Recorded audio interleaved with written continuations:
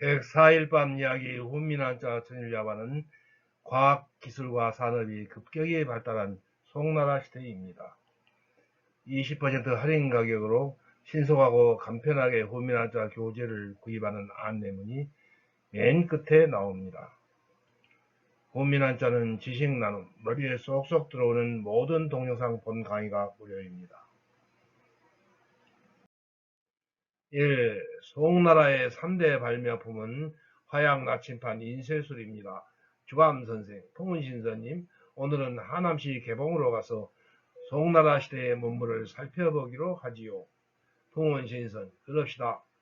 개봉하면 포청천의 작두가 유명하지요. 송나라 시대의 중국은 세계 어느 나라도 따라갈 수 없는 최고의 문명국으로 과학기술의 전반적인 발달과 해외 무역에 힘입어 산업 또한 급격하게 발전하였습니다. 한돌자, 송나라 시대의 주요 발명품은 어떤 것이 있나요? 통원신선, 예, 화약과 나침반 인쇄술이 모두 송나라 시대의 발명품입니다. 문자신선, 송나라의 이런 발명품은 이슬람 세력을 통해 서양에 전해졌으며 서양의 근대 사회를 재촉했습니다. 화약을 폭탄으로 만들어 무기로 쓰게 되자 서양에서는 중세의 기사 계급이 몰락하였습니다. 나침반은 지리산의 발견을 가능하게 했으며 인쇄술은 새로운 문화를 시민 계급의 손에 쥐어주는 역할을 했습니다. 송나라 시대의 중국은 분명 세계 어느 나라도 따라갈 수 없는 최고의 문명국이었습니다. 자연과학, 인문과학 할 것 없이 과학기술이 전반적으로 발달하였고 그것을 뒷받침으로 해서 산업이 급격히 발달하고 있었습니다.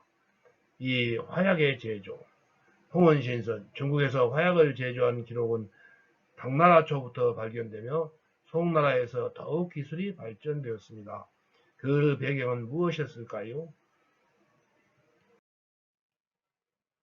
송나라에서는 중국이 유목민족들의 침입으로 국토의 일부를 내주고 나름대로 시련이 컸던 시기였습니다.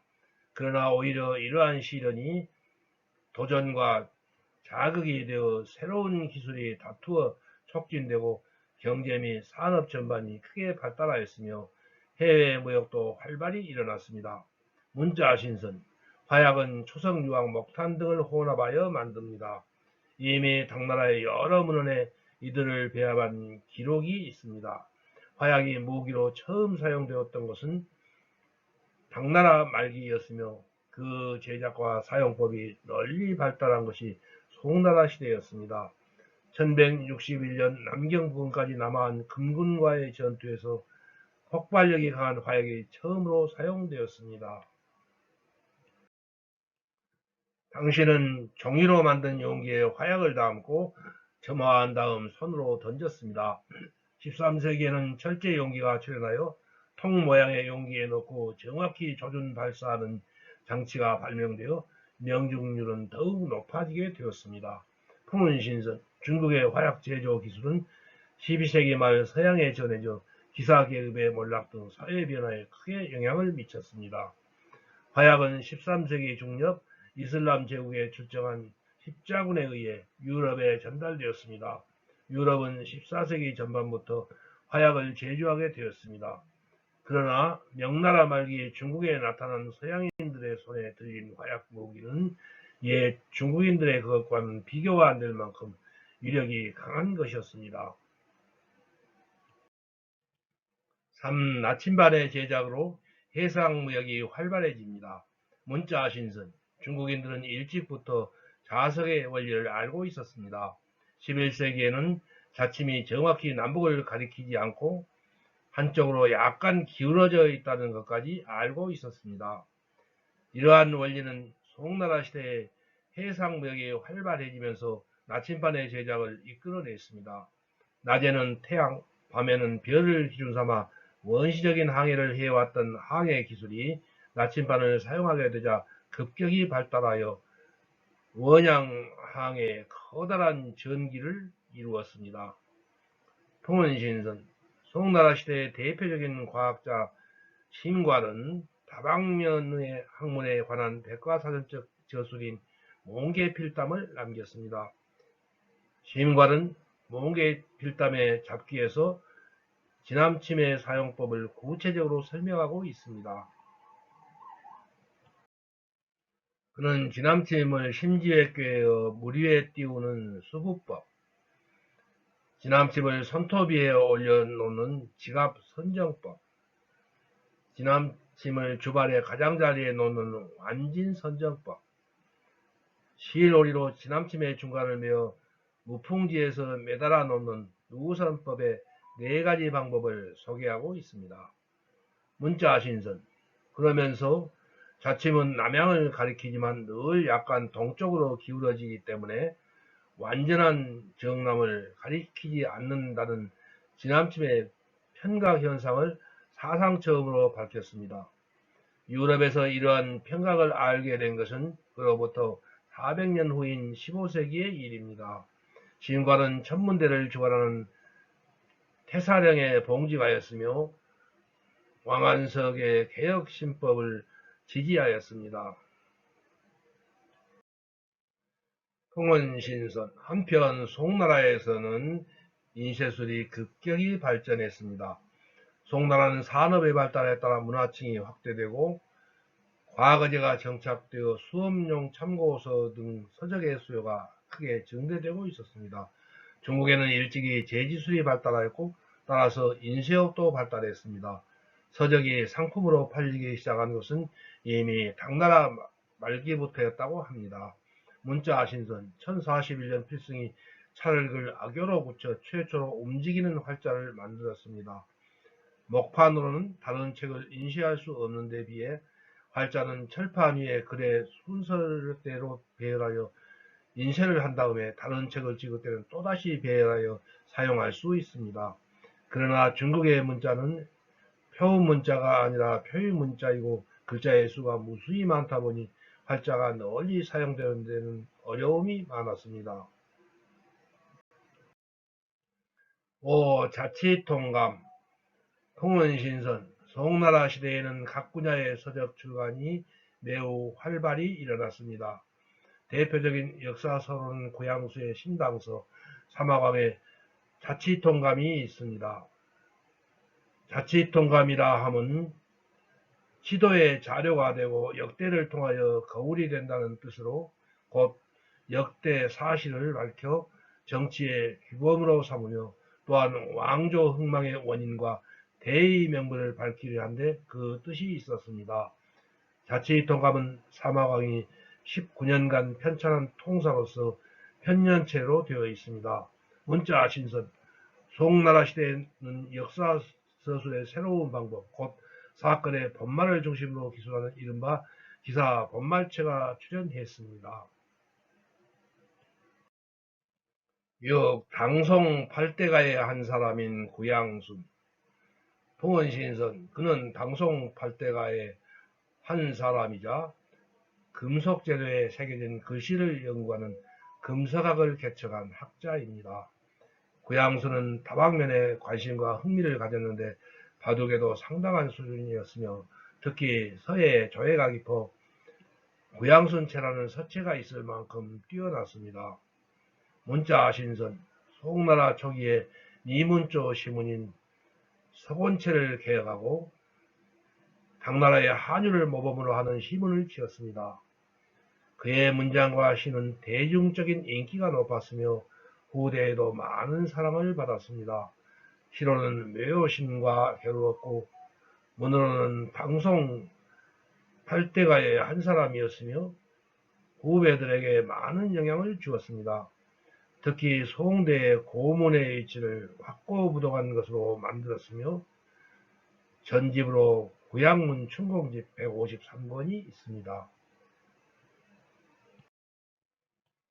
7. 소홍자. 중국 최초의 법의학자로서 세원집록을 완성합니다. 문자 신선. 소홍자는 과거에 합격해 진사가 되었고 그 뒤 사법관료로 활약했습니다. 이 무렵 남속에서는 관료들이 부패하여 뇌물이 횡행하고 이를 통해 형사사건이 왜곡되어 무고한 사람이 유죄 판결을 받거나 피살된 시신이 자살자로 처리되는 등의 사례가 종종 발생했습니다. 송자는 철저한 현장 조사를 중시하여 수많은 사건의 진상을 밝히고 무고한 사람들의 누명을 벗겼습니다. 송자는 법관으로 있을 때 청렴하게 법정을 펼쳐 가락한 자를 엄징하고 백성들의 원한을 풀어주었습니다. 홍은신선, 세원진록은 중국 송나라 송자가 편찬하여 1247년에 간행된 법의학서입니다. 선대 중국 법의학서를 계승하여 체계적으로 법의학의 검험, 응급처치, 감별중독 및 법의학 영역과 관련된 해부, 생리, 병리 및 외과 수술의 성과를 종합하였습니다. 특히 법의학, 검험 등에 관한 것은 근대 과학 원리와 부합되는 점이 많으며 법의학을 학문으로 성립한 선구자입니다. 8. 수리시다고 팔리지 않는 까닭.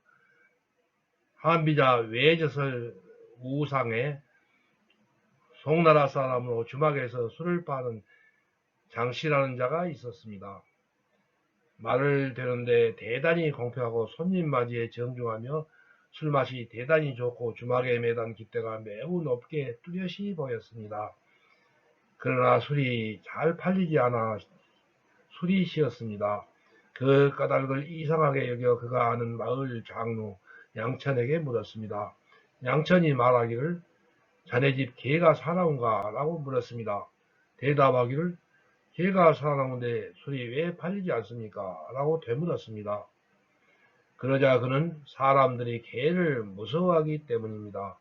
혹시 어린아이를 시켜 돈을 가지고 술병을 들고 술을 사러 가게 한다면 개가 뛰어나와서 물 것입니다. 그러면 점차 마을에 소문이 나고 심부름하는 자가 굳이 그 집 술을 사지 않고 바로 다른 집 술을 사오게 될 것입니다. 이것이 술이시고 팔리지 않는 까닭입니다. 라고 하였습니다. 대저 돈을 깨달은 이가 법술을 지니고 만승의 군주에게 밝히고자 해도 대신들이 사나운 개가 되어 그를 맞아 물어뜯습니다. 이것이 군주의 눈이 가려지고 협박당하는 원인이며 돈을 깨달은 이가 등용되지 않는 이유입니다. 그래서 환공이 관중에게 묻기를 나라를 다스리는데 무엇이 가장 큰 걱정거리인가? 라고 물으니 관중이 가장 걱정거리는 사당의 쥐입니다. 라고 하자 관공이 다시 왜 사당의 쥐가 걱정되는가? 라고 되물으니 관중이 군주께서도 사당 짓는 것을 보셨겠지요? 나무를 세우고 진흙을 바르지만 쥐가 그 틈을 뚫어 구멍을 파고 그 속에 몸을 의탁합니다. 연기를 피우자니 나무를 태우게 될까 두렵고 물을 대자니 파른 흙이 떨어질까 두렵습니다. 이것이 사당의 쥐가 잡히지 않은 까닭입니다. 라고 하였습니다. 지금 군주의 좌우 측근들이 밖에 나가면 권세를 부려 민으로부터 이득을 취하고 안에 들어오면 패거리를 지어 군주에게 자기들이 저지른 악한 일을 숨깁니다. 안으로 군주의 정황을 엿보아 그것을 밖에 알리고 안과 밖으로 여러 신하들과 온 벼슬아치들에게 권세를 떨쳐 부를 이룹니다. 관리가 이를 처벌하지 않으면 법이 문란해지고 처벌하면 군주가 불안할까 하여 그대로 두게 됩니다. 이것이 또한 나라에 있어 사당의 쥐입니다. 그러므로 남의 신하가 권력을 장악하여 마음대로 금령을 내려 자기를 위해주는 자는 반드시 이득을 보고 자기를 위해주지 않는 자는 반드시 해악을 당한다고 알게 합니다. 이건 역시 사나운 개입니다. 도대체 대신들이 사나운 개가 되어 도를 깨달은 이를 물어뜯고 측근들이 또 사당의 쥐가 되어 군주의 정황을 엿보아도 군주가 깨닫지 못하고 있습니다. 이와 같다면 군주의 눈이 가려지지 않겠으며 나라가 어찌 망하지 않겠습니까? 생선을 받지 않은 재상 공의휴. 한비자 외저설 우하에 공의휴는 노나라의 제상으로 생선을 즐겨 먹었답니다. 온 나라가 모두 앞다투어 생선을 사서 바쳤습니다. 그러나 공의휴는 받지 않았습니다. 그의 아우가 의아하여 말하기를 당신이 생선을 즐겨 드시면서 왜 받지 않으십니까? 라고 물었습니다.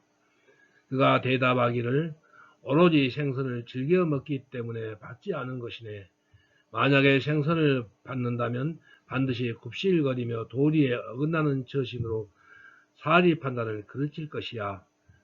생선을 가져온 자가 개인 사정을 봐달라고 하면 결국 법을 어기게 될 것이야. 그러다 보면 결국은 재상 자리를 면직당할 것이네.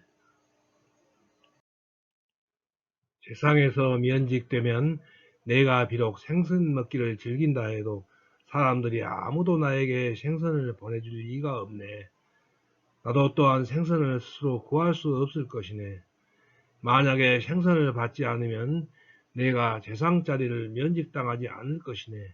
비록 생선 먹기를 즐긴다 하더라도 내가 오래도록 능히 생선을 스스로 구할 수 있을 것이네. 라고 하였습니다. 현대에도 공직자가 뇌물을 받거나 여러가지 이권에 개입하여 부정부패로 떼돈을 벌려고 하다가 폐가망신하는 사람들이 많아요.